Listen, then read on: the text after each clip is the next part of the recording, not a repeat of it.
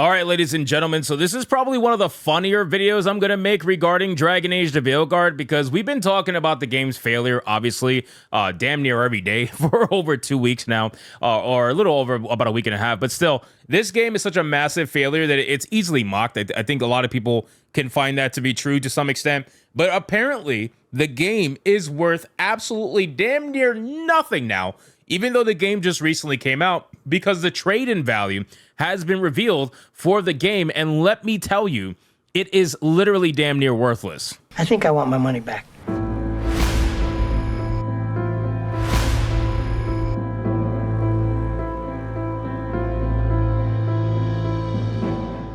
Now, we have an article here from That Park Place with a headline that reads, Dragon Age the Veilguard is practically worthless after only a week. Trade-in value plummets. And to be honest with you, the reason why the trade-in value is plummeting is because, number one, the new copies aren't selling, and number two, the copies that are selling are being refunded like crazy. So they're trying to dissuade people from trading in this game who can't refund it, right? They're trying to dissuade them from trading it in, and the only way that the GameStop is going to take it in is if they can steal it, right? That's the only way they're going to do it. Otherwise, they're not going to want to take it in. So the trade value plummets after that because there's too many new copies out there that aren't moving, and there's too many copies being refunded from games that did move. So let's get into this article, guys, from That Park Place. But of course, before we do, if you are new here, just consider hitting me that subscribe button. I would greatly appreciate it, and like the video to push us out into that YouTube algorithm. So it says players are discovering that Dragon Age the Veilguard's trade-in value has plummeted only a week after release. And I mean, honestly, anybody sitting there watching this video right now, me talking about this,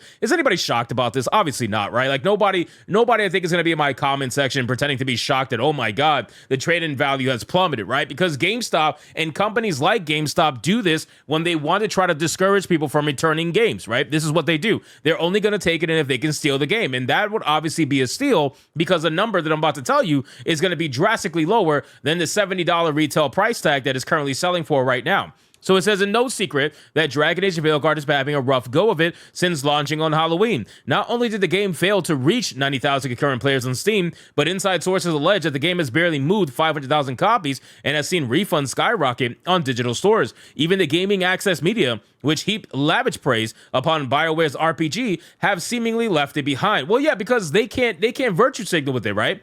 They can't virtue signal with the game. They were hoping that they would have massive amounts of virtue signal capability with this game, but the truth is they don't. They don't have it. They can't, right? The game's a failure. Even they have to admit that the game's a failure, right? You can try to say that it's stunning and brave all you want, but if somebody says, hey, this game failed, what are you going to do? What are you going to do? What are you going to say? You're wrong? No, obviously they're not wrong by calling this game a failure. It's obviously a failure. Anybody can see that with a brain. All you got to do is just do a little bit of math and realize that the math ain't mathin'. You know what I mean? Like, it's obviously a massive failure. So it doesn't matter how stunning and brave this game is. The moment anybody brings that up, you're cooked. It says, I'm also told in terms of refunds, the game currently has 30,000 refunds, which again, we have spoken about. Most of those refunds likely came from the digital stores like Steam, Xbox, and PlayStation. These online platforms allow players to return a game for a full refund within 2 weeks of purchase, as long as they have less than 2 hours of gameplay logged. It's a policy that lets players try a new game with no risk. If they don't like it, they can just return it quickly, which apparently quite a few players did in this case. And again, I think 2 hours is enough for you to get the bare bone idea of what to expect from this particular new Dragon Age game. And within the first hour, you're deciding whether or not you're trans anyway. So I think most people who are turned off by extreme ideology in their video games are probably going to, refund the game at that point. Because not only does the character creator have all the woke nonsense you would expect from it, right, with the trans surgery scars and everything, but within an hour, you're looking at yourself in the mirror and you're trying to decide, oh my God, am I trans? Am I going to unlock transgender dialogue available in the game by making this choice? Yay!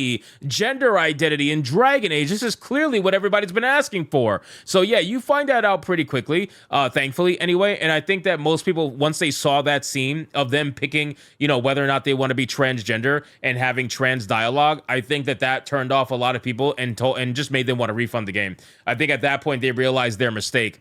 Unfortunately for gamers who purchase physical copies of the title, it's a lot more difficult to return open games for a full cash refund, but typically these players sell the game back to the retailer retailer. They take a loss on the purchase, but it's not a total loss. For a new game that's barely a week old, you could typically get between in the 30s or even 40s on a $60 or $70 game. However, after a little more than a week in the hands of players, GameStop has listed its Dragon Age the Veilguard trade-in value at just $22, ladies and gentlemen. Yes, $22. Dragon Age the Veilguard has the same trade-in value as Undisputed on PlayStation 5. Dragon Age the Veilguard is worth $2 more than Marvel's Spider-Man 2 on PlayStation 5. I want you guys to understand how absolutely fucking despicable that is. That is disgusting for a game that literally just came out a week ago. As you can see in the image above, Veilguard is listed as being worth up to, and the key word is up to, $22. That means that you get $22. You need an utterly pristine copy. And depending on the condition of the game and the GameStop employee appraising it, players could see even less than that. Considering that a brand new copy of Veilguard is $69. The game has seen a devaluation of 31.88% in just 12 days. When you compare the value of Veilguard to other recent games, the situation BioWare and EA find themselves in is pretty much becoming clear. And again, I would agree with this. Anybody with a brain can see exactly what's happening and the writing that's on the wall for this particular video game. This game is cooked, and they don't have any DLC. They don't have any expansions planned. There is nothing that's going to save this game. If it didn't come out swinging with its initial sales, it was not going to be enough to carry it through and make its budget back. That's just the fucking truth. Whether you want to sit there and admit it or not, whether you want to pretend like everything is A-okay while it's burning around you on Twitter, fine. You want to be toxically positive? Fine. But guess what? This is going to hurt BioWare massively. But BioWare knows that they are going to be subsidized by EA until the release of Mass Effect 5. After Mass Effect 5, then basically anything could happen, I think, at that point. I think EA will then decide whether or not they want to keep BioWare around, but they at least want to get a new Dragon Age game and a new Mass Effect game out of them, just for legacy reasons, right? I think that's very important to them. But ultimately, the amount of money that they're losing on Dragon Age the Veilguard is disgusting. They lost 10 years of development time and an insane amount of money on this game so far compared to their budget, and they're not really going to get much royalties from this game, and they don't really have a lot of consistent monetization that's available in the game. So ultimately, it's a one and done kind of situation, and their one is done. Like, they're not going to be able to make much from this at all. Even Legend of Zelda Echoes of Wisdom, a game that came out on September 26th of this year, is worth up to $33. Dragon Ball Sparking Zero, which hit stores exactly a month ago, is worth up to $27.50 on PS5 and $33 on Xbox. Call of Duty Black Ops 6 is another recent release game that just under a week before Veilguard has a trade-in value of $38.50. So again, boys, this is just, I don't know how many failures this game can take. We're obviously making fun of every single one of them, but I just don't know how many they're going to take before people realize that this is just such a fucking joke, man. This game was carried by controversy. It was carried by streamers, but now that the dust is settled and the first initial hype week is over, you're seeing the game for exactly what it is, woke slop. So anyway, guys, thank you so much for watching this video. Hope you did enjoy it. If you did, consider leaving me a subscribe. I would greatly appreciate it if you get to like the video, comment, let me know what you thought, and I'll see you guys on the next one. Hypnotic out.